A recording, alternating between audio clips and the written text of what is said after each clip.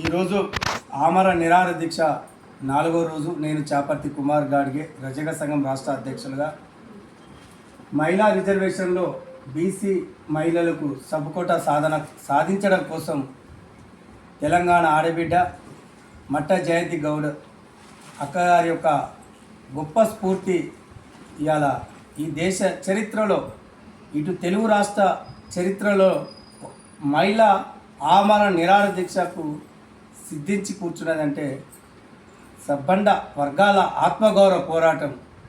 ఇంకా రాజ్యాధికారం మనకు అందలేదనేది మనకు అందరికీ తెలిసిన అంశం.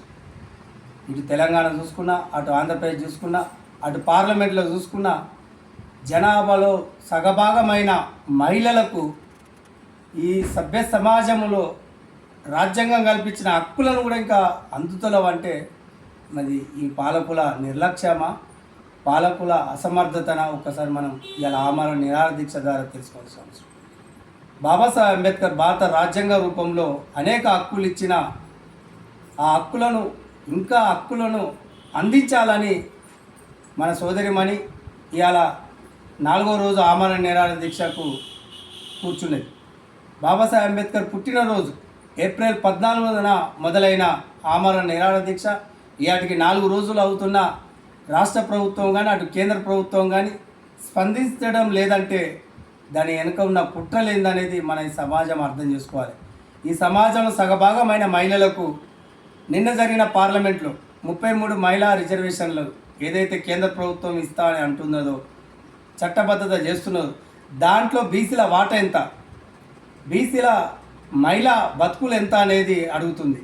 ఈ వేదిక ద్వారా కేంద్ర ప్రభుత్వం బీజేపీ నరేంద్ర మోడీ ఒక ఓబీసీ, మా బీసీ, మా పెద్దన్న, ఆ పెద్దన్నకు ఈ బీసీ ఆడబిడ్డల మీద ఏమాత్రం ఆలోచన ఉన్నా అది బీసీల వాటను చట్టబద్ధత చేయాల్సిన బాధ్యత, స్వధర్మం దేశ ప్రధాని మీద ఉన్నది.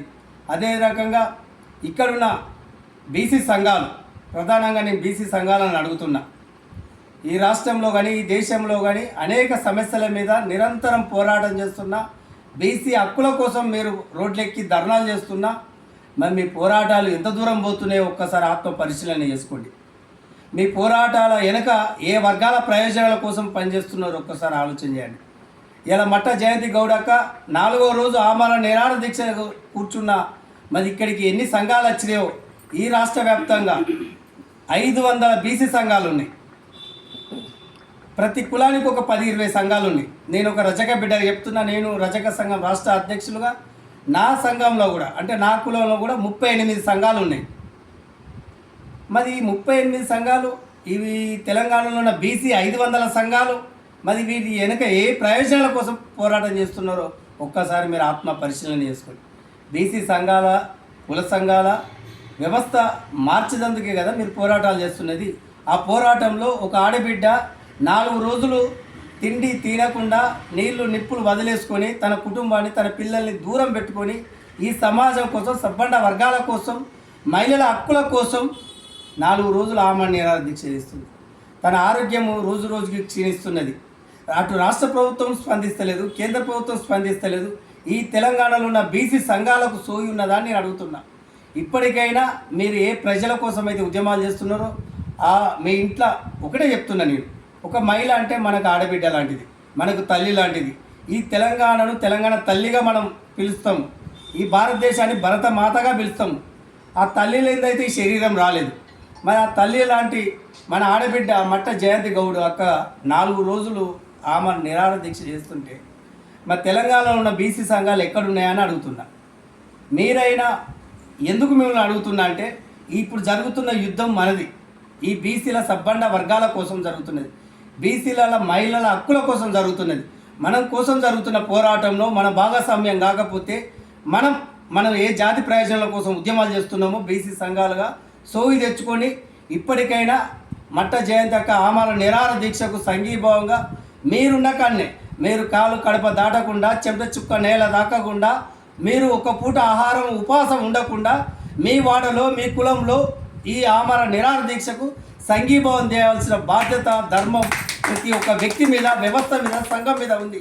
ఎందుకంటే మనిషి పుట్టుక కారణము ఆ తల్లిదండ్రులు. ఆ తల్లి లాంటి మన ఆడబిడ్డ ఇలా ఆమరణ నిరాహార దీక్ష చేస్తుంది.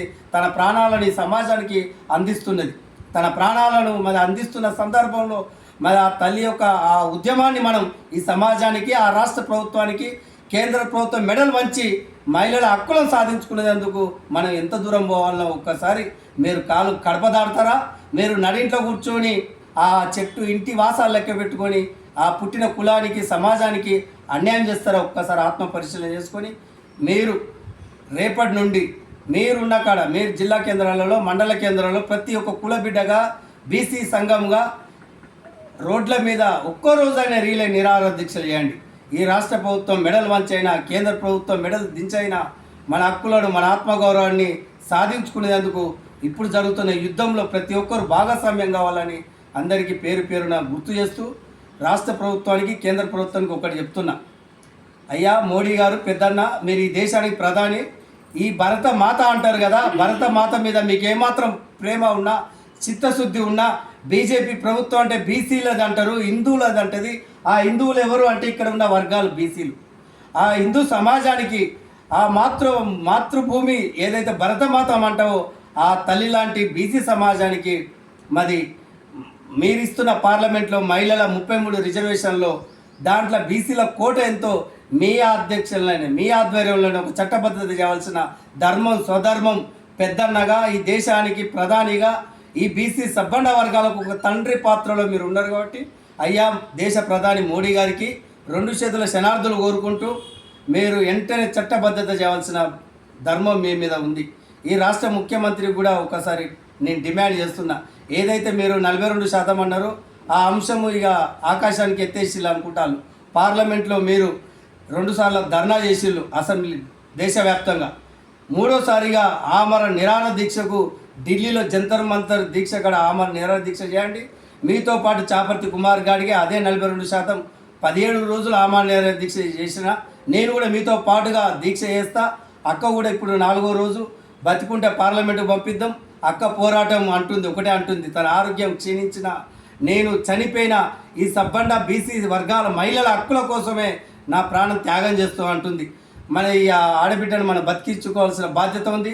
42% మీరు చెప్పిన హామీ అమలు చేయాల్సిన బాధ్యత మీ మీద ఉంది. ఈ దీక్షను కేంద్ర ప్రభుత్వానికి దృష్టికి తీసుకుపోయేందుకు రాష్ట్ర ప్రభుత్వం కూడా సహకరించి అక్క యొక్క ఆరోగ్యాన్ని క్షీణిస్తున్న సందర్భంలో మరి ఇక్కడికి ప్రభుత్వం, పోలీస్ యంత్రాంగం కావచ్చు, ప్రభుత్వ డాక్టర్లను పంపించవలసిన ధర్మం కూడా రాష్ట్ర ముఖ్యమంత్రి మీద ఉన్నదని కోరుకుంటూ అందరికీ ఉద్యమ వందనాలు. నేను చాపర్తి కుమార్ గాడిగే, రజక రిజర్వేషన్ పోరాట సమితి రాష్ట్ర అధ్యక్షులుగా బీసీలకు రాజ్యాధికారం రావాలని రచ్చబండ అక్కడ రచ్చ చేద్దాం, బీసీలకు రాజ్యాధికారం సాధిద్దామని సైకిల్ యాత్ర చేయడం జరిగినది.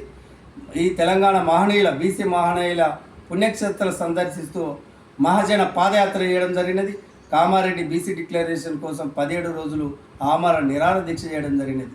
ఈ సబ్బండ వర్గాల ఆత్మగౌరవము, రాజ్యాధికార పోరాటము, నా ఆడబిడ్డ ప్రాణాలను ఒడ్డేసైన ఈ పోరాటాన్ని దేశవ్యాప్తంగా, రాష్ట్ర వ్యాప్తంగా పల్లె ప్రజలకు అందేలా ముందుకు తీసుకుపోయేందుకు రజక బిడ్డలు కూడా, ఎందుకంటే రజక సంఘం, రజక కులం అంటే ఊరికి ఆడబిడ్డ లాంటిది, ఇంటికి ఆడబిడ్డ లాంటిది. కాబట్టి ఆ ఆడబిడ్డ మరి ఏడిస్తే ఆ ఇంటి దూలము కన్నీరు పెడుతుంది అన్నట్టు రజకులు ఈ ఉద్యమంలో ముందుండి ప్రతి పల్లెకు, గడప గడపకు తీసుకుపోవాల్సిన ధర్మం మన అందరి మీద ఉందని కోరుకుంటూ ఈ ఉద్యమానికి పూర్తి స్థాయిలో మద్దతు తెలుపుతున్నా. అందరికీ ఉద్యమ వందనాలు.